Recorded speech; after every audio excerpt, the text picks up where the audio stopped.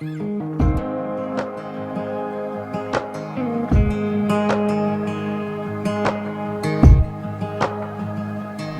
bienvenue à tous. Et ce matin, j'aimerais partager avec vous un message sur la parole de Dieu. Alors vous allez dire, oui, qu'est-ce qu'il peut annoncer d'autre, qu'est-ce qu'il peut prêcher d'autre, mais le thème de mon message, c'est la parole de Dieu. La parole de Dieu. Et j'aimerais vous montrer cette petite image. Hop. C'est allumé, Romain ?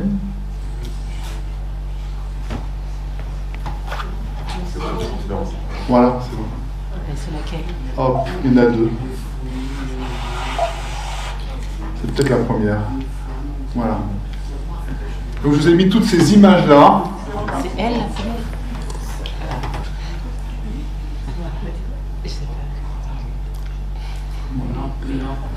Mais c'est pas grave, c'est les deux. J'allais les mettre les unes après les autres. Donc vous avez ces images. Vous voyez une lampe, un savon, du feu, un miroir, la pluie, la nourriture, un marteau, une graine, une épée, du miel, et puis au milieu là, de l'or. Et toutes ces images représentent la parole de Dieu. Dans la Bible, vous allez trouver des versets qui comparent la parole de Dieu avec tout ce que je vous ai montré ici. Et j'aurais pu en mettre beaucoup plus, mais bon, j'ai dit, il faut que ça avance, hein, donc c'est déjà bien. Quel est le plus long psaume de la Bible ? Le psaume 119. Et quel est le sujet de ce psaume ? La parole de Dieu. C'est David qui a écrit ce psaume pour nous faire comprendre qu'il est important de lire la Bible. Il a utilisé combien de versets pour nous faire comprendre ça ? 176 versets. Il lui a fallu 176 versets pour expliquer pourquoi il était important de comprendre la parole de Dieu, pour décrire en fait tout son bonheur et sa joie de lire la parole de Dieu. Alors j'aimerais vous faire un petit rappel historique ce matin. La Bible qu'on connaît aujourd'hui, elle a été établie en 397 au concile de Carthage. Alors un concile, c'est une assemblée qui se réunit pour délibérer et décider sur des questions de doctrine, de discipline. Et en 397, on a établi que la Bible, c'était 39 livres dans l'Ancien Testament et 27 livres dans le Nouveau Testament, 66, pardon. Pas un de moins et pas un de plus.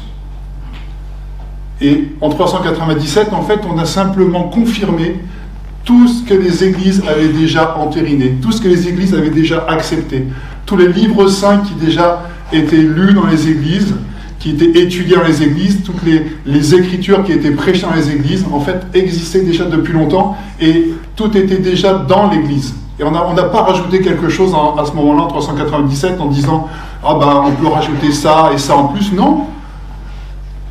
La parole de Dieu, les églises avaient déjà reconnu, accepté ce qui était confirmé en 397. 39 livres dans l'Ancien Testament et 27 livres dans le Nouveau Testament.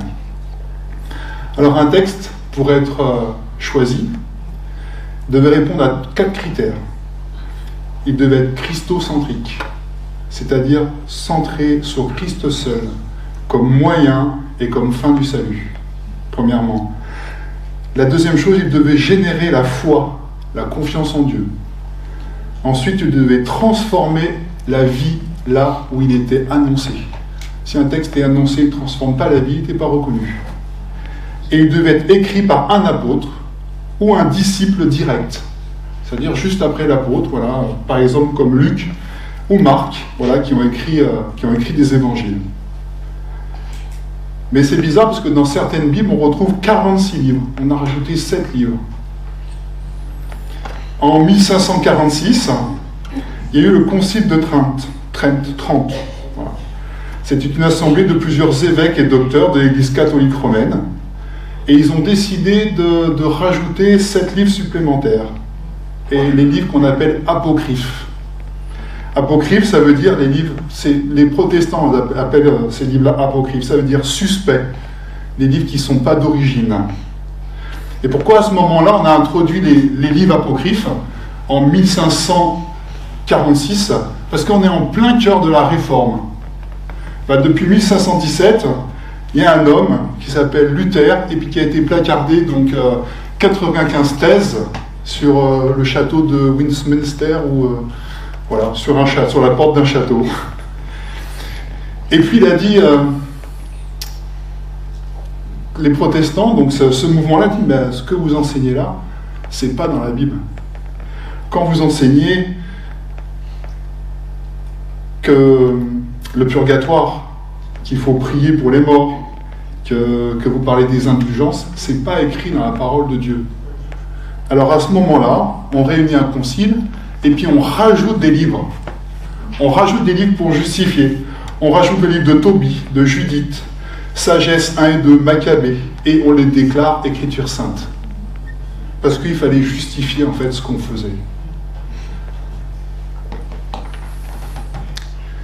Alors dans ces livres, on retrouve l'enseignement de la magie.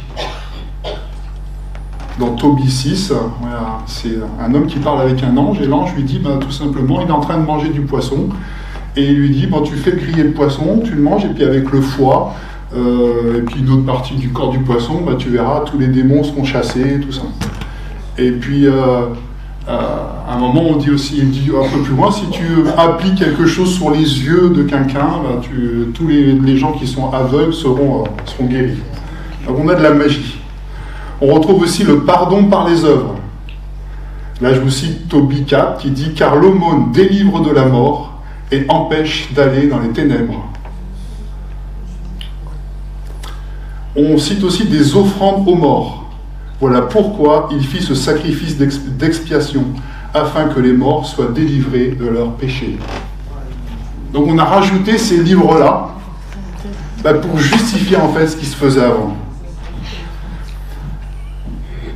En 1869, on avance un peu, il y a une confession de la foi baptiste qui dit cette chose-là. Rien, à aucun moment, ne peut lui être ajouté, parlant de la Bible. Ni une révélation de l'esprit, ni par des traditions humaines. Amen. Et moi, je vais vous parler de la Bible ce matin, qui comporte simplement 39 livres dans l'Ancien Testament et 27 dans le Nouveau. Décidément, je vais en enlever un, je ne sais pas pourquoi.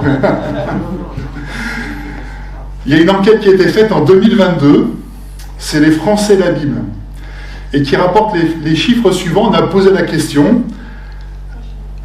possédez-vous une Bible dans votre foyer? En 2001, il y avait 42% de Français qui possédaient une Bible dans leur foyer.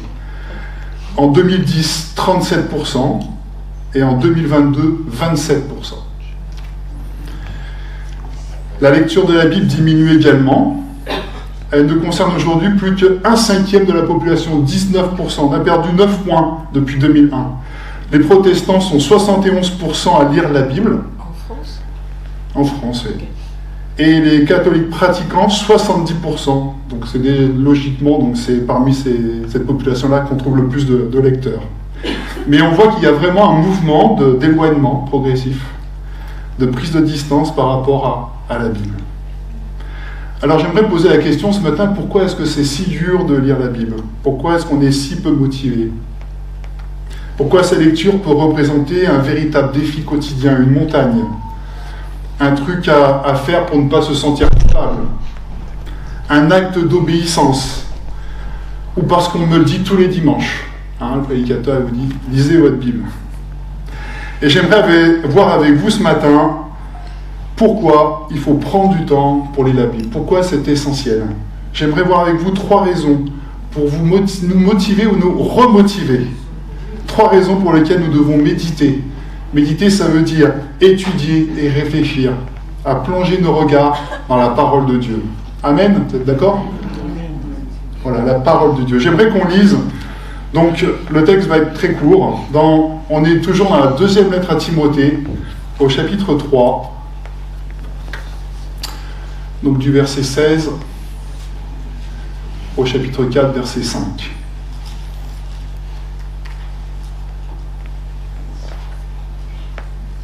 Voilà, on commence par un très court passage. Le début du verset 16. Toute l'écriture est inspiré de Dieu. Voilà, c'est là la première raison pour laquelle il est important de lire la Bible. Le chrétien doit prendre du temps pour lire sa Bible chaque jour, car elle est tout simplement, et c'est la raison essentielle, la parole de Dieu. Toute l'écriture est inspirée. Qu'est-ce que ça veut dire ?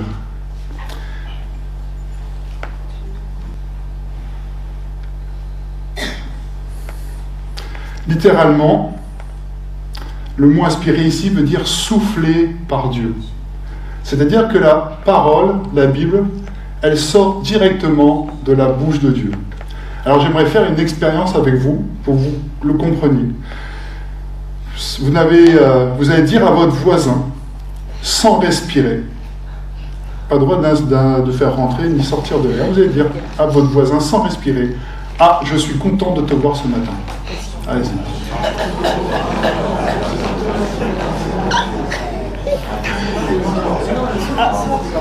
Voilà. Tous ceux qui ont réussi, c'est parce qu'ils ont fait sortir un souffle de leur bouche. Ah. Normalement, le mot est porté par le souffle, par l'expiration. Donc s'il n'y a pas d'expiration, il n'y a pas de mots qui peuvent sortir de votre bouche. Les lèvres bougent, mais il n'y a pas de son, parce que les mots sont transportés par le souffle quand on parle. Et pourtant la Bible, là il est écrit que la Bible est inspirée de Dieu, elle sort de la bouche de Dieu, mais pourtant la Bible est écrite par des humains, comme vous et moi. Ce matin, on lit une lettre de Paul. Donc c'est Paul qui l'a écrite. On lit, il y a Pierre, il y a Jean, il y a Moïse, Samuel et beaucoup d'autres, des auteurs comme vous et moi, en chair et en os.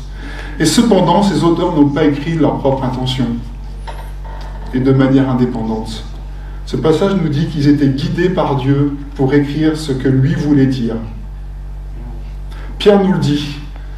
Dans la deuxième lettre de Pierre, au chapitre 1, verset 21, il est écrit « Car ce n'est pas par une volonté d'homme qu'une prophétie n'ait jamais été apportée, mais c'est poussé par le Saint-Esprit que des hommes ont parlé de la part de Dieu. » Poussé par le Saint-Esprit.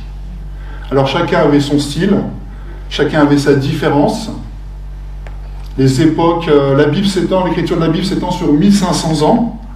Chacun avait une culture différente et tous ont été poussés par le Saint-Esprit afin de dire exactement ce que Dieu voulait communiquer à l'humanité.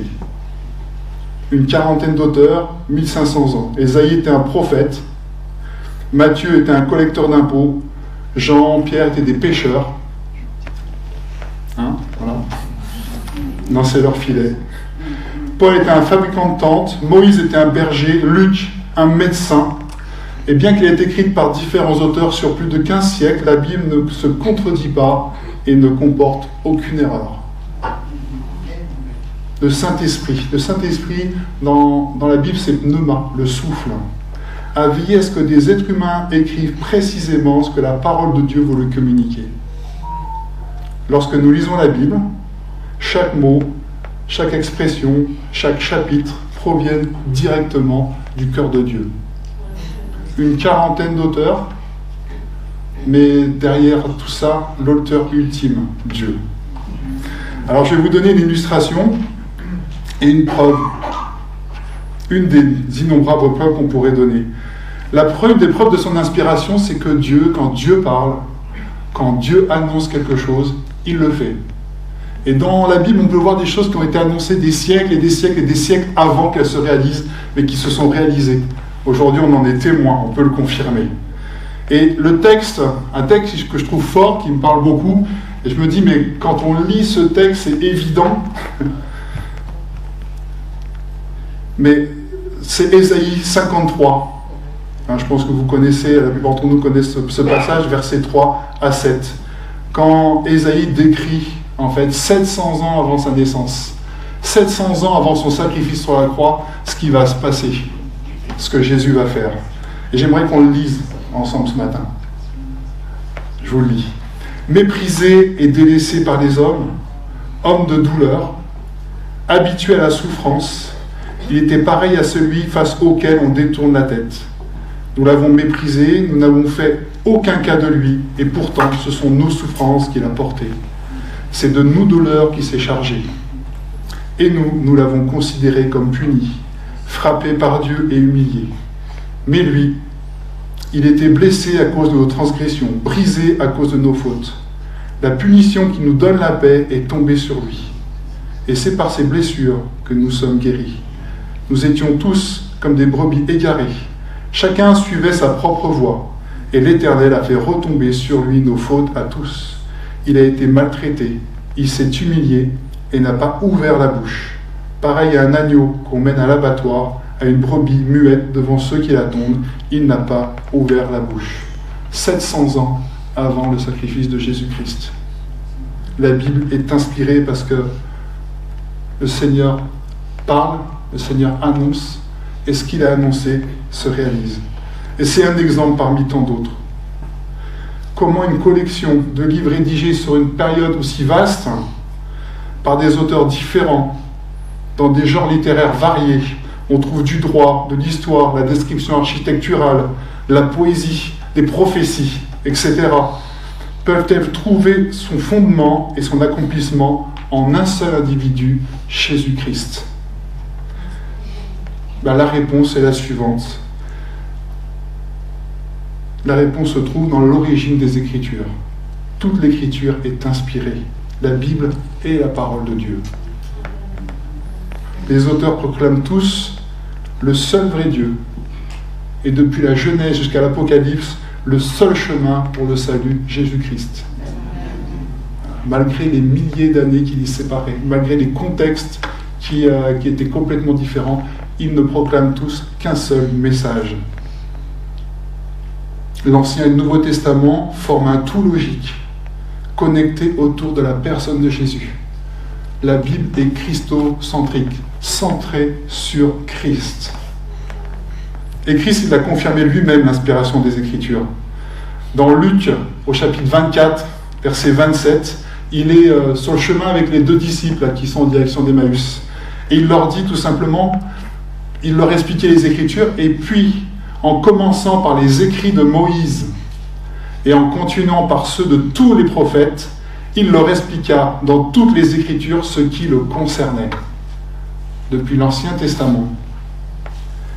Et un peu plus loin, avec ses disciples, il les retrouve, et au verset 44 de ce même chapitre, 24, il dit « Tout ce que je vous disais lorsque j'étais encore avec vous, il fallait que s'accomplisse tout ce qui est écrit à mon sujet dans la loi de Moïse, dans les prophètes et dans les psaumes. » La Bible parle de Jésus-Christ, du début jusqu'à la fin.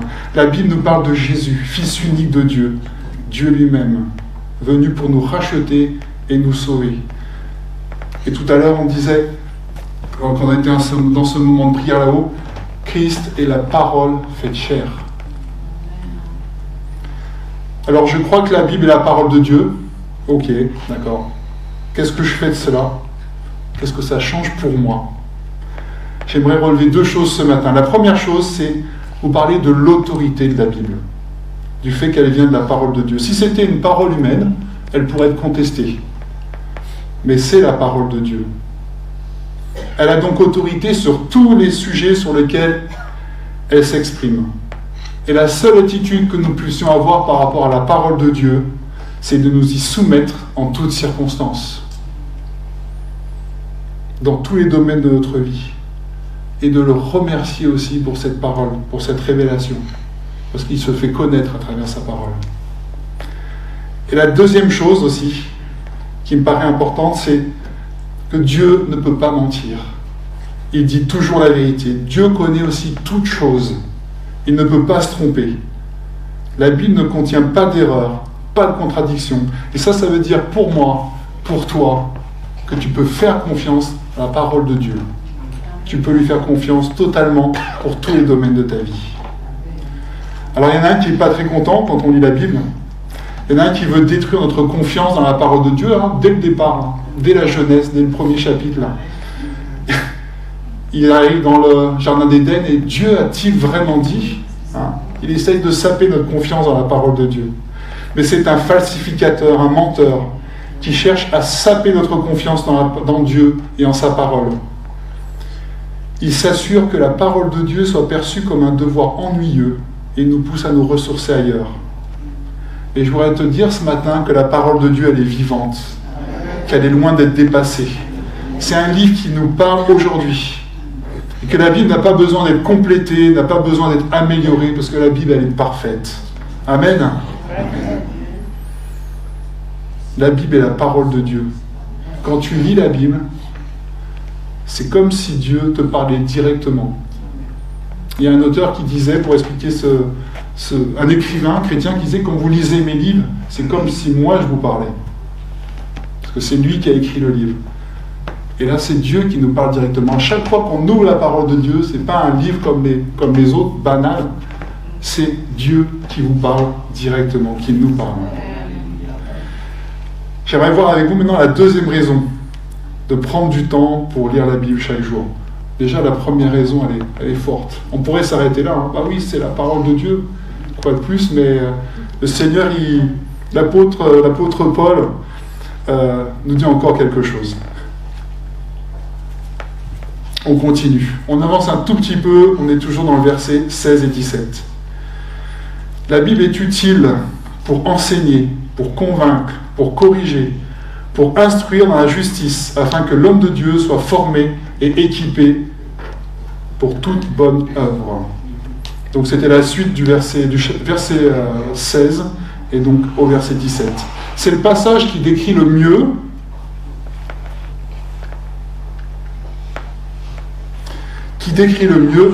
dans la Bible à quoi sert la Bible. La Bible est utile, ça veut dire littéralement elle est profitable. Le chrétien en a besoin. C'est pour ça que c'est inquiétant de voir des croyants qui ne lisent jamais la Bible. Quand on a donné les chiffres tout à l'heure de 70% de protestants qui lisent la Bible, ou 71, on a quand même une trentaine de pourcents qui ne la lisent pas, mais qui disent qu'ils sont croyants. Et Paul va nous expliquer à quoi sert la Bible dans les versets 16 et 17. La première chose, il dit la Bible est utile pour enseigner. Enseigner ce qui doit être pensé, enseigner la bonne doctrine. Là, c'était important parce qu'il y avait des faux docteurs qui arrivaient dans l'église, qui essayaient de s'immiscer dans l'église d'Éphèse. Et c'est une lettre qui s'adresse à Timothée, un pasteur d'une église, et donc il devait être vraiment solide sur la doctrine, sur la parole de Dieu, pour contrer vraiment ces hérésies, ces fausses doctrines qui pouvaient détourner les croyants de la vérité. La Bible nous apprend qui est Dieu, ce qu'il fait ou ne fait pas. Elle nous révèle la volonté de Dieu, son plan, ce qui apporte de la joie dans son cœur, ce qui l'attriste. La Bible est utile pour enseigner. La Bible est utile pour convaincre, nous dit Paul aussi. Convaincre de quoi ? Je pose la question.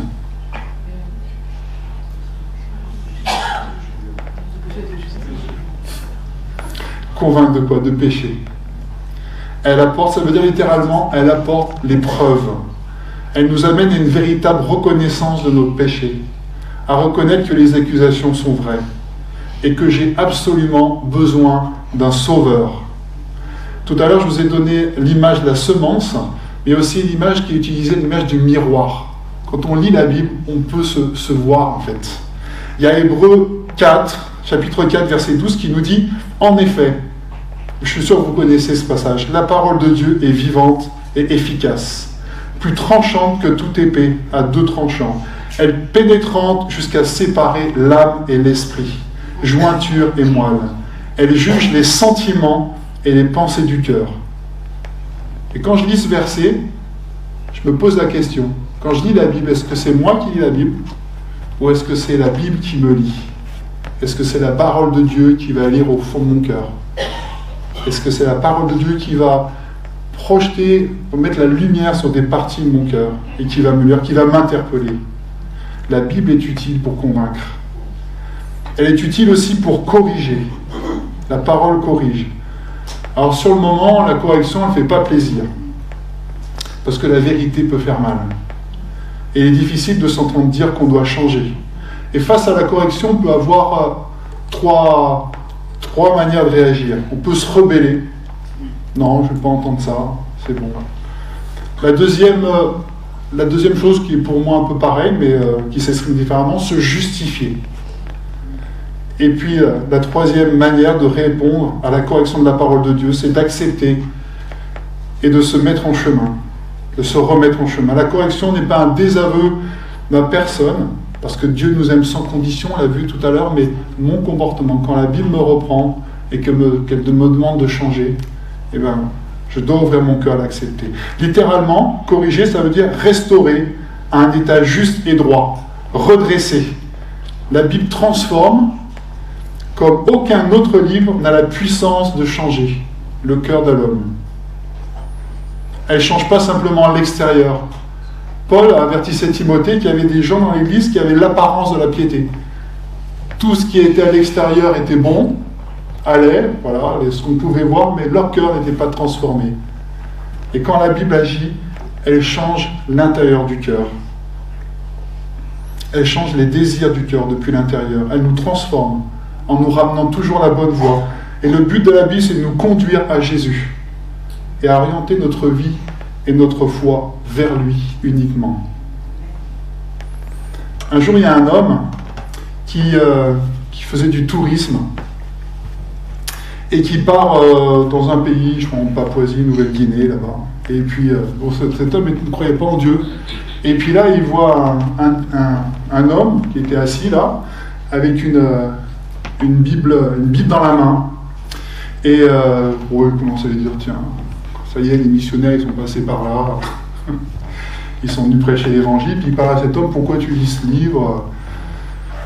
Ça sert à quoi ? C'est un livre qui n'est plus d'actualité, c'est poussiéreux, tout ça, donc c'est pas la peine de lire ce livre. Et cet homme lui dit, t'as de la chance que j'ai lu ce livre. Et l'homme dit, bah bon, pourquoi j'ai de la chance que tu aies lu ce livre ? C'est parce que si je ne l'avais pas lu, je t'aurais mangé. Voilà, il était voilà.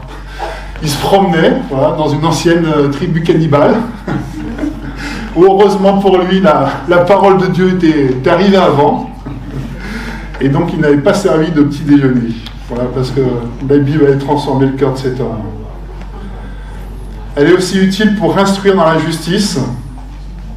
Elle nous rend capable de vivre une vie juste, ça veut dire une vie qui est conforme à la volonté de Dieu. Tout à l'heure, Johanna nous a rappelé ce passage, là, ce qui était sur son cœur, vraiment, le Seigneur nous appelle à être saints.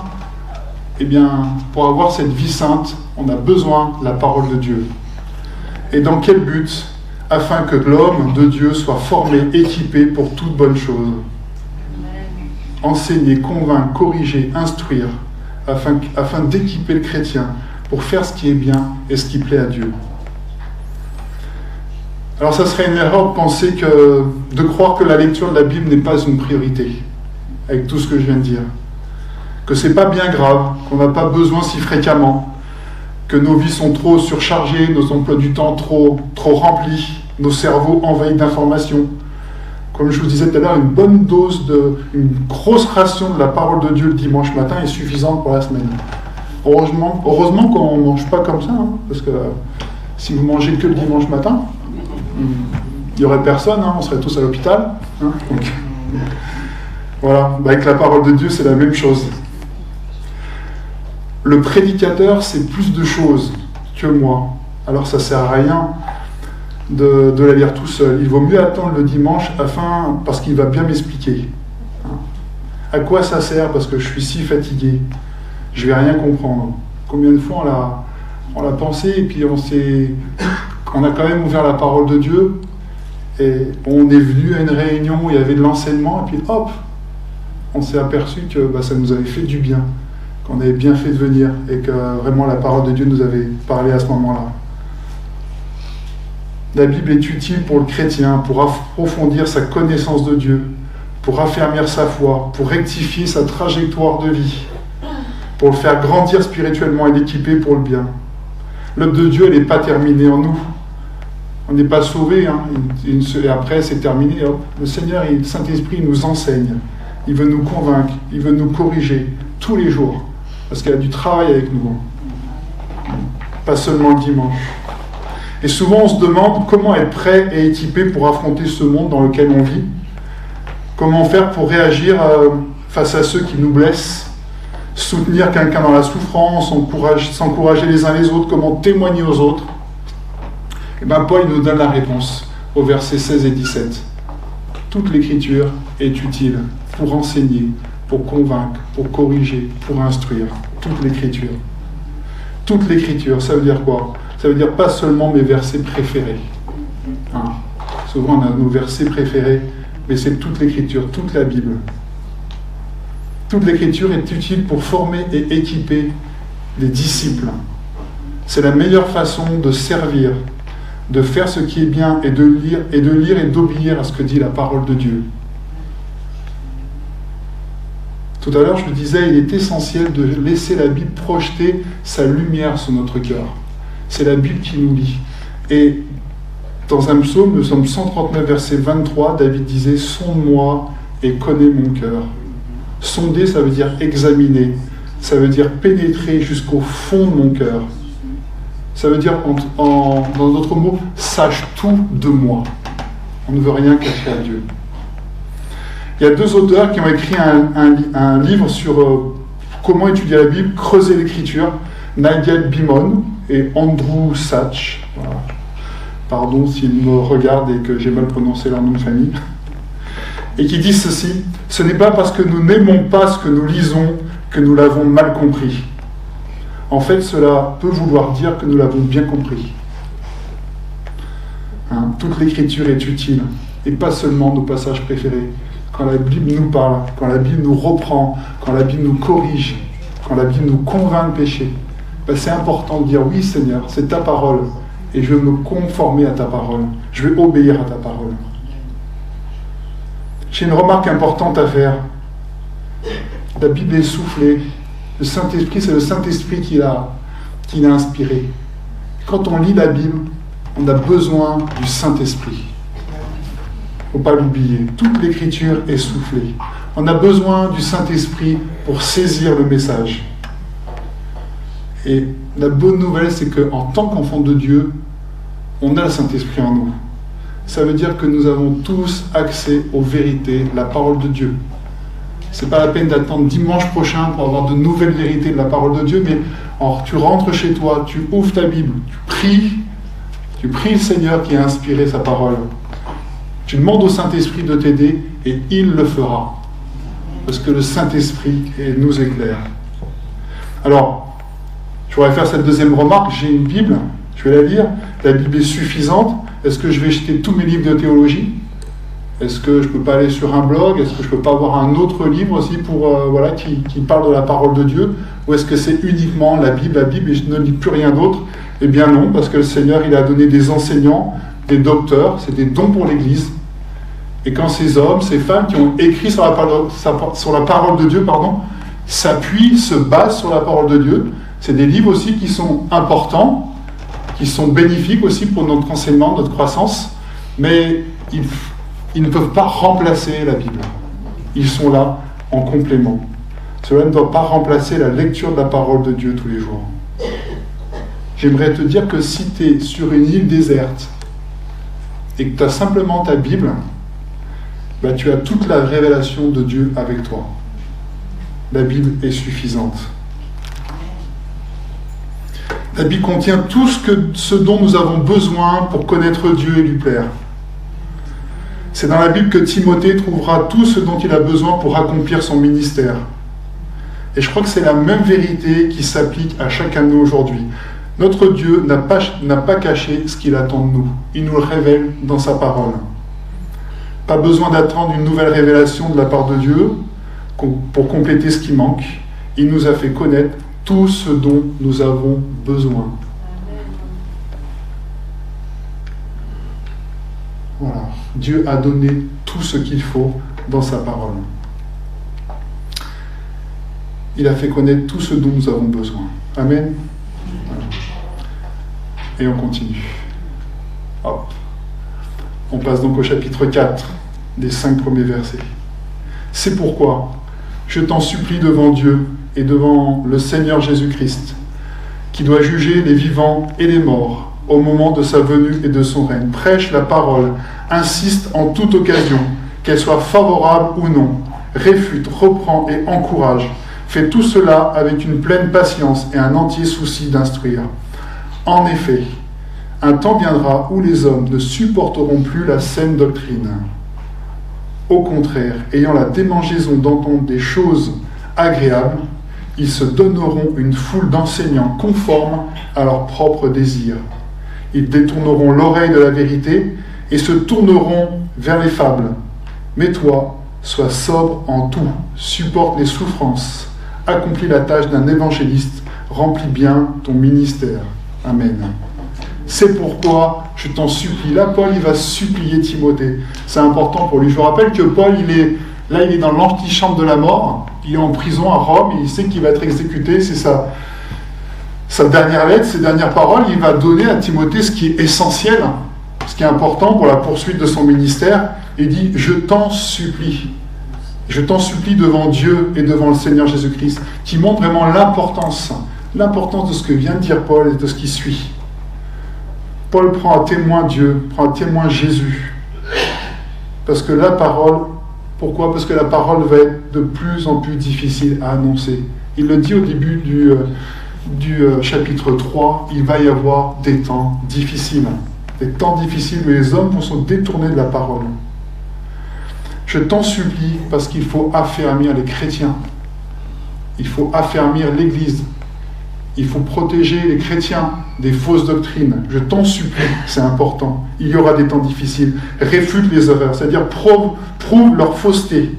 Censure le mal, c'est-à-dire condamne, supprime, encourage, donne à tous l'enseignement dont il est besoin. Et pour faire tout cela, Timothée a besoin de la parole de Dieu. Il rajoute, fais ça avec une patience inlassable. C'est l'image de la semence. On sème quelque chose et on n'attend pas comme ça pour voir si ça sort tout de suite. La parole de Dieu, elle agit comme ça, on sème et puis des fois ça sort très vite, mais quelquefois ça peut être plus long. Sans te décourager. Il lui dit, prêche la parole, le véritable évangile.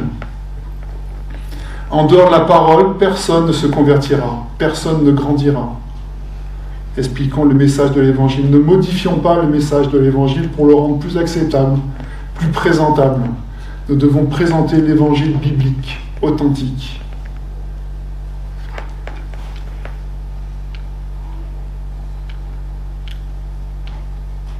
Voilà. C'est mon troisième point. J'aurais dû le dire avant, bon, j'ai oublié de le mettre. Parce que les hommes ont besoin de connaître la vérité. Les hommes ont besoin de connaître la vérité. Prêche la parole, car un temps viendra où les hommes ne supporteront plus. Prêche la parole, ne perdons pas de temps, ça se fait maintenant. Utilisons au mieux le temps que Dieu nous donne. Alors le diable sait que son temps est compté. Et lui, on voit déjà qu'il y a des faux docteurs dans les églises, lui il prêche sa parole. Il prêche sa parole pour détourner les gens. Et c'est à nous de prêcher la vérité. Il est dit qu'il y avait des prédicateurs, des faux enseignants, il y a un verset dans le chapitre 3 qui s'oppose à la vérité de l'Évangile. On doit prêcher la parole de Dieu. Ces personnes ne supportent plus les prédications qui les dérangent, qui amènent à la lumière ce qui ne plaît pas à Dieu dans leur vie, ce qui doit changer. Ils ne se soucient pas de la vérité, qui impose avant tout la repentance. Ils ne se laissent pas enseigner, ils ne se laissent pas convaincre malgré les preuves, ils ne se laissent pas corriger. Ils refusent le Saint-Esprit d'agir dans leur vie. Ils refusent au Saint-Esprit de les transformer à l'image de Christ. Prêche la parole en toute occasion. Il y a deux sortes d'occasions d'annoncer la parole de Dieu. Il y a la bonne occasion et la mauvaise occasion. Mais Seigneur, Paul ici nous dit, prêche la parole en toute occasion. C'est facile dans les bonnes occasions, mais même dans la mauvaise occasion, on doit prêcher la parole de Dieu. Ne craignons pas de parler de la part de Dieu. Refusons la peur de prêcher la bonne nouvelle de l'Évangile. Cette semaine, j'étais à Rome et j'avais à cœur, avec des collègues qui ne connaissent pas le Seigneur, et d'annoncer l'Évangile. On va à Rome, on va visiter un moment, on va visiter le Vatican, tout ça, c'est un voyage scolaire. Je dis, ça va être l'occasion de parler de Dieu. Et j'ai eu une bonne occasion et après une mauvaise occasion.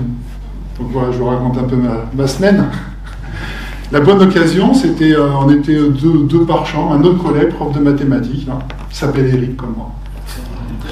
Et donc on avait une chambre avec un petit lit chacun, nos 2 lits, et bon, moi je sors ma Bible, ma Bible elle est comme ça, là. Donc c'est une Bible d'études.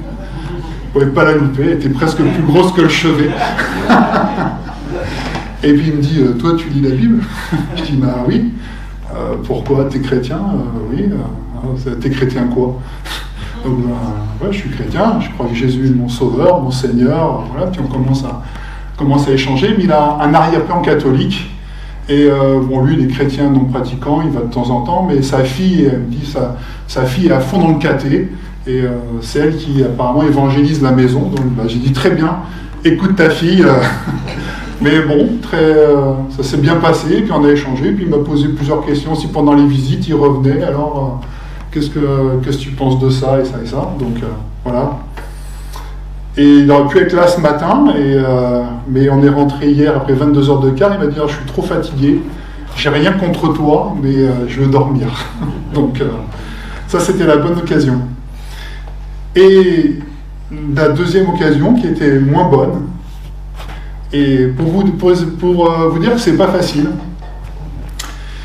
Et donc on partait au Vatican. Et donc on était dans le car, et puis là ça commence à parler de religion, tout ça. Et bon, j'ai dit, il va falloir que je place quelque chose, quoi, que et puis le chauffeur du car, il dit, de toute façon, moi je déteste les prédicateurs. Donc j'ai dit, d'accord, oui, moi je suis athée, je crois pas, je suis borné, c'est pas la peine de m'en parler, je changerai pas d'avis, voilà, donc... bon, puis... la conversation se continue, je cherche toujours le moment où je vais intervenir. Je dis 2-3 trucs, bon, ça va pas chercher très loin. Et puis l'occasion, voilà, elle passe. Et puis, je suis pas content. Enfin, je veux dire, je suis pas content. Et puis le Seigneur il me rappelle ma prédication. Je dis, tu vas prêcher dimanche la bonne et la mauvaise occasion. Et puis toi là, voilà, qu'est-ce que tu viens de faire? Pour vous dire, c'est pas facile. Mais je prie, Seigneur, je veux vraiment leur parler, et puis fais l'occasion. Et c'était hier, juste avant de se séparer, là, un autre chauffeur devait le relayer. Et on se retrouve tous les deux, les autres étaient partis, tout ça, donc pour manger, puis on se retrouve tous les deux. Et je vais vers lui, je dis, vous savez, je voudrais revenir sur la conversation qu'on a eue hier. Il me dit, oui, je vous écoute. Vous avez dit que vous n'aimiez pas les prédicateurs. Et je dis, ben j'en suis un. Puis il me regarde comme ça, il me dit, ah mais je ne fais rien contre vous, tout ça. Voilà. Et un autre élément qui m'a fait tilt, c'est qu'entre-temps, j'ai appris une mauvaise nouvelle, et je me suis dit que la vie est courte, il ne faut pas louper les occasions d'annoncer la parole de Dieu. Une mauvaise nouvelle qui concerne quelqu'un d'autre, d'accord, mes connaissances. Et je dis, cet homme, il est devant moi, il a besoin d'écouter, il a besoin d'entendre la parole de Dieu. Et là, il commence à me raconter un peu tout ce qu'il a vécu, et la maladie, la mort de proches dans la famille, des graves accidents, et tout ça l'avait éloigné de Dieu. Il dit non, si tout ça arrive, bah, ça veut dire, je ne sais pas s'il y a un Dieu qui existe, parce que voilà, il avait vécu vraiment des épreuves terribles que je souhaite à personne. Et moi je lui dis, bah, vous savez, vous avez vécu tout ça, mais vous êtes là devant moi. Et si vous êtes là devant moi, c'est parce que Dieu vous aime. Comme ça. Comme ça. Il ne parle pas. Et il réfléchit, il me dit, c'est vrai qu'il y a sûrement quelque chose. Et puis là, donc, on continue à discuter. Et puis, à la fin de discussion, je lui dis, bah, il ne voulait pas que les gens que quelqu'un puisse le convaincre. Il dit, mais moi, je ne peux pas vous convaincre. Il n'y a que Dieu qui peut vous convaincre. Et pour cela, vous avez besoin de lire la parole de Dieu. Faire votre opinion vous-même, pas entendre voilà, ce qu'on peut vous dire à côté, mais lisez la parole de Dieu. Et cet homme, à la fin, Il me dit j'ai réfléchi à ce que vous m'avez dit. Le lendemain, il ne voulait pas entendre parler de la prédication, il détestait les prédicateurs. Et il me dit je vais réfléchir et je crois que je vais lire la Bible. Je crois. Et donc je lui ai dit vous me donnez votre numéro de téléphone, parce que je vais le surveiller. Et le jour où vous commencez à lire la Bible, vous m'envoyez un message. Donc j'attends, bon ça fait 15 jours, donc il faut se reposer après 22 heures de bus. Donc voilà, mais le Seigneur, il fait toutes choses. Il conduit toutes choses. Souvent, nous on regarde les situations extérieures, lui je vois comment ça va être compliqué, tout ça. Et bien d'ouvrir sa bouche, je me dis qu'est-ce que je vais dire. On se fait tous ces plans, je vais commencer par telle phrase, telle phrase, telle phrase. J'ai rien dit de ce que j'avais préparé parce que je m'en souvenais plus. Et puis tout simplement lui dire Dieu vous aime, et ça a comme brisé en fait brisé la glace. Ça a ouvert des portes. Peut-être qu'il n'avait jamais entendu parler ces mots, tout simplement.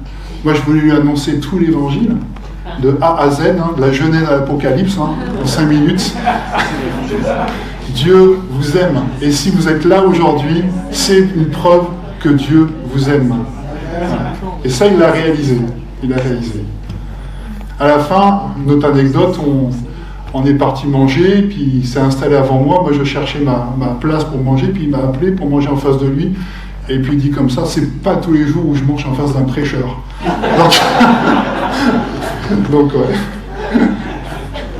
Donc amen. Le Seigneur, il y a des bonnes occasions, on y va, puis il y a des occasions un peu plus difficiles, mais c'est pour vous encourager à annoncer la parole de Dieu. Je le verrai peut-être qu'une seule fois dans ma vie. La conversation a duré 5 minutes, mais voilà, s'il fait ce qu'il m'a dit, s'il lit la parole de Dieu, là il est dans mes sujets de prière quotidiens pour que le Seigneur puisse l'éclairer. Parce que c'est pas moi qui vais le convaincre, mais c'est le Saint-Esprit. Dans les bonnes comme dans les mauvaises occasions.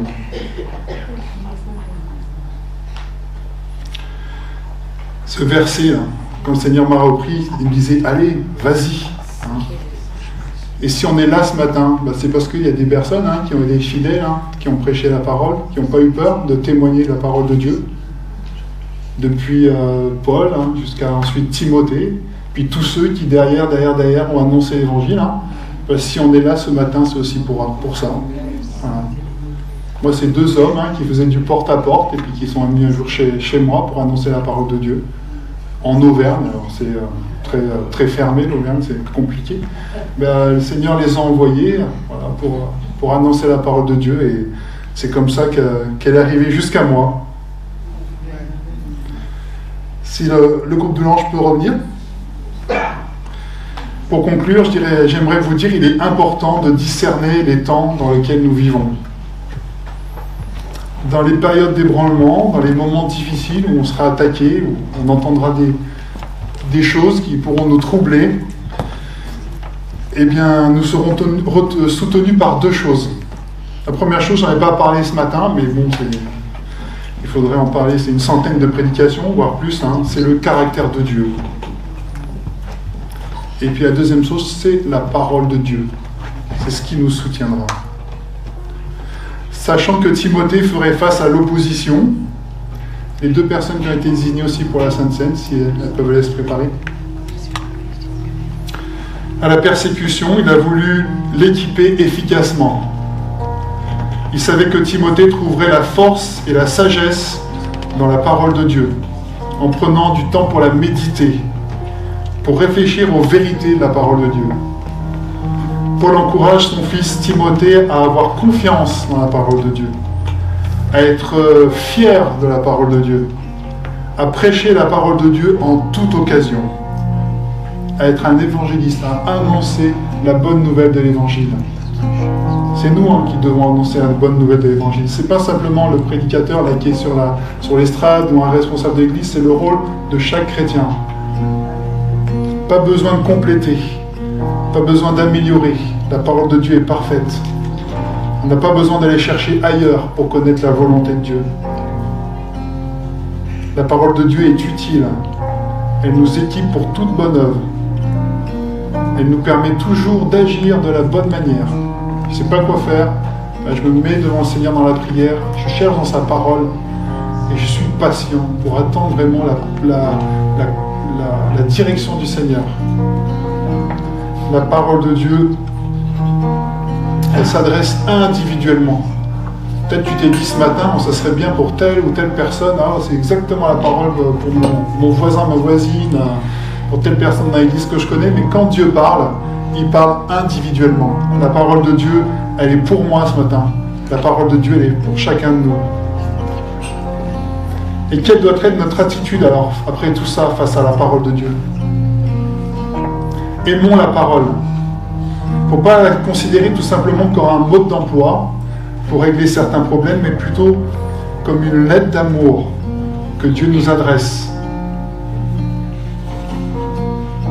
Prions afin que Dieu nous éclaire sur le sens de sa parole, car c'est Dieu qui l'a inspiré, c'est le Saint-Esprit qui l'a inspiré. Des fois, c'est pas facile sur certains passages. Demandons à Dieu de nous éclairer.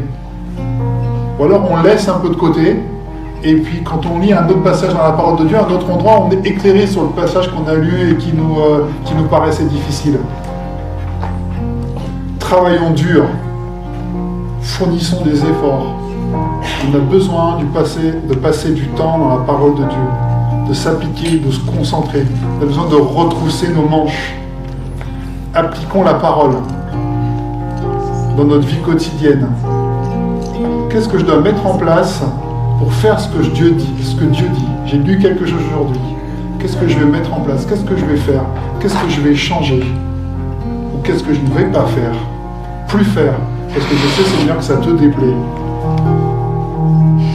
Il ne faut pas qu'on s'arrête simplement à la lecture de la parole, mais c'est aussi appliquer la parole dans ma vie. Profitons des occasions pour annoncer la parole aux incroyants. On est dans les derniers temps. Je crois que le retour de Jésus, il se rapproche de plus en plus. Les circonstances là décrites par Paul, par Timothée, on voit des choses aussi aujourd'hui.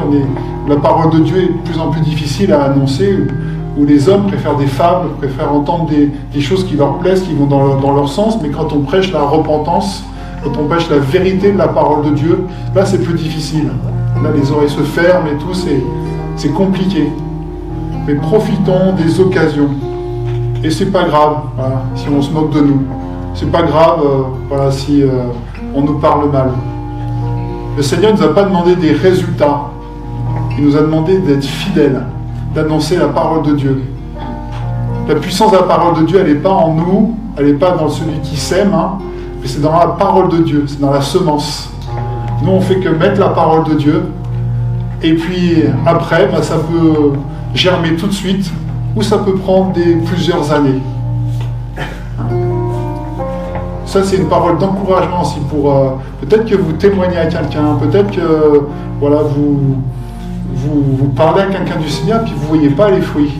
Mais vous ne savez pas encore, vous ne savez pas ce que peut faire la parole de Dieu dans un cœur. Elle agit. Dieu, il connaît le temps où la parole de Dieu, hop, elle va agir. Où la plante, là, où tout ce qui va pousser va éclore et grandir. Il ne faut pas se décourager. Paul disait à Timothée, fais-le inlassablement, c'est-à-dire avec patience. Il faut être patient et continuer vraiment à profiter des occasions pour annoncer la parole de Dieu. Pas regarder les autres avec notre regard, mais Claire disait avec le regard de Jésus. Nous, on voit l'extérieur, mais Dieu, il voit ce qui est au fond du cœur. Et des gens, des fois, qui peuvent paraître très durs, très fermés, eh bien, qu'est-ce que je vais dire? Comment je vais... Et puis, j'ai dit deux mots, Dieu t'aime, Dieu vous aime. Voilà. Et ça a touché son cœur. Apprêtons-nous aussi à souffrir en raison de notre attachement à la parole. C'est pas toujours évident. Celui qui veut vivre une vie pieuse, c'est écrit dans Timothée aussi, il sera persécuté, il va connaître des difficultés. Parce que je veux marcher selon la parole de Dieu. Je veux que ce soit la parole de Dieu qui me guide, qui me conduise. C'est elle qui guide mes choix. Notre rôle est de vivre au milieu d'une génération en portant la parole de Dieu.